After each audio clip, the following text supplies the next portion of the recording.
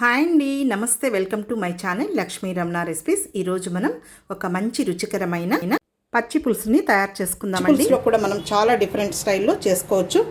కానీ ఈరోజు నేను ఈ పచ్చి పులుసును ఎలా చేశానో చూడండి. ఇది రైస్తో తింటే సూపర్గా ఉంటుంది. ఈ విధంగా మనం పచ్చి పులుసు చేసుకున్నామంటే తృప్తిగా తినొచ్చండి. పుల్ల పుల్లంగా కారం కారంగా చాలా బాగుంటుంది. ఏం కర్రీస్ లేకపోయినా కూడా ఈ పచ్చి పులుసుతో మనం కడుపు నిండా తినొచ్చు.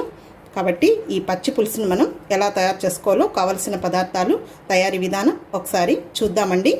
నేను ఒక పెద్ద నిమ్మకాయ సైజు అంతా చింతపండుని నీట్గా వాష్ చేసేసుకొని ఒక పెద్ద గ్లాసు నీళ్లు వేసేసుకొని ఒక 10 నిమిషాల ముందు నానబెట్టి పెట్టేశాను. ఇప్పుడు ఈ చింతపండునంతా కూడా మనం ఇలా చేతితో మ్యాష్ చేసేసుకొని చింతపండు పులుసుని తీసుకోవాలి.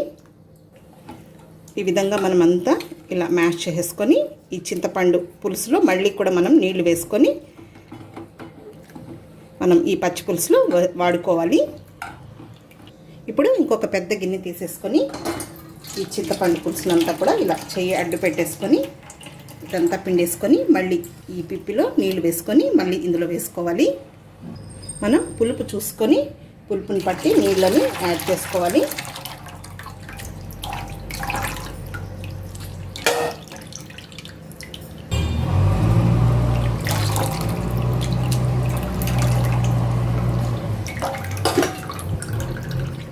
ఇలా మనకు ఏదైనా చింతపండు పిప్పి ఉంటే ఇలా తీసేసుకోవాలి. ఇందులోకి ఒక 2 పెద్ద ఉల్లిపాయలు ఇలా ముక్కలుగా కట్ చేసి వేసుకోవాలి. ఈ పచ్చి పులుసులో మెయిన్ మనకు ఈ ఉల్లిపాయలే మనకు మంచి టేస్ట్ ఉంటాయి. అలాగే ఒక 7 పచ్చిమిరపకాయని ఇలా చిన్న ముక్కలుగా కట్ చేసి వేసుకోవాలి. కారం ఇంకా ఎక్కువ తినేవాళ్ళు ఉంటే ఇంకా కూడా వేసుకోవచ్చు. అలాగే కొద్దిగా పచ్చి కరివేపాకు, పచ్చి పులుసుకు సరిపోయేంత రాళ్ళుప్పును కూడా వేసేసుకోవాలి. ఇప్పుడు ఇందులో ఒక 1/2 టీ స్పూన్ కారం పొడి వేసుకుందాము. అలాగే 1 టేబుల్ స్పూన్ కొత్తిమీరని సన్నగా చాప్ చేసి వేసుకొని ఇప్పుడు ఈ ఆనియన్స్, పచ్చిమిరపకాయలని అలాగే మనం రాళ్ళుప్పు వేసాము. సో ఇవన్నీ బాగా ఈ ఫ్లేవర్స్ అన్నీ పట్టేటట్టు బాగా మ్యాష్ చేస్తూ ఇదంతా కలిపేసుకోవాలి. ఇలా బాగా ఆనియన్స్ అంతా కూడా బాగా ఒక 2 నిమిషాల పాటు ఈ ఉల్లిపాయల్ని బాగా ఇలా మ్యాష్ చేసేయాలి. చాలండి. ఈరోజు మనం ఈ పచ్చి పులుసుకి పోపు వేయాలి. చాలా బాగుంటుంది. ఈ మెథడ్లో కూడా కొన్ని పచ్చి పులుసులేమో ఇలా పచ్చిగానే తింటే బాగుంటాయి, కొన్ని పోపు వేసేవి ఉంటాయి. ఇప్పుడు మనం పోపు వేసిద్దాము. స్టవ్ వెలిగించుకొని ప్యాన్ పెట్టుకొని 1 టీ స్పూన్ మాత్రమే నూనె వేసుకోవాలి, ఎక్కువ వద్దు.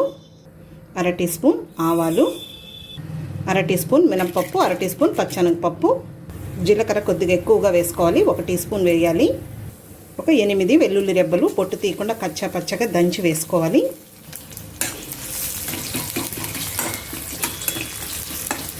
ఈ వెల్లుల్లి కొద్దిగా వేగిన తర్వాత ఇందులో ఒక 3 ఎండుమిరపకాయని తుంచి వేసుకోవాలి.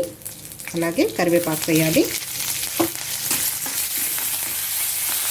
ఇప్పుడు ఇందులో ఒక 1/4 టీ స్పూన్ పసుపు పొడి వేసుకోవాలి. పోపు వేగిపోయింది. స్టవ్ ఆఫ్ చేసేసుకుందాము. ఇప్పుడు ఇంకొద్దిగా కొత్తిమీర వేసేసుకుందాము. ఈ పచ్చి పులుసు ఇందులో వేసేసుకుందాం. ఇంకేం దీన్ని ఉడికించకూడదు. ఇలా అంతా ఒకసారి కలుపుకొని మనకి ఉప్పు సరిపోయిందో లేదో చూసుకొని, పులుపు కూడా మనకు ఎక్కువగా ఉంటే కొంచెం నీళ్ళు కావాలంటే యాడ్ చేసుకోవచ్చు. అన్నీ కరెక్ట్గా సరిపోయాయి. ఇప్పుడు మనం డిష్ అవుట్ చేసేసుకుందాము. ఇప్పుడు గిన్నెలోకి డిష్ అవుట్ చేసేసుకుందాము. కాబట్టి చూసారు కదండి, మనం పచ్చి పులుసుని ఎలా తయారు చేసుకున్నామో రైస్తో తిని చూడండి. సూపర్గా ఉంటుంది, తృప్తిగా తినొచ్చు. ఈ వీడియో మీకు నచ్చినట్లయితే నా యూట్యూబ్ ఛానల్ లక్ష్మీ రమణ రెసిపీస్ని కొత్తగా చూస్తున్న వారైతే నా ఛానల్ని తప్పకుండా సబ్స్క్రైబ్ చేసుకోండి. నచ్చితే లైక్ చేయండి, షేర్ చేయండి. ఇంకొక వంటతో మళ్ళీ కలుద్దామండి. నమస్తే అండి.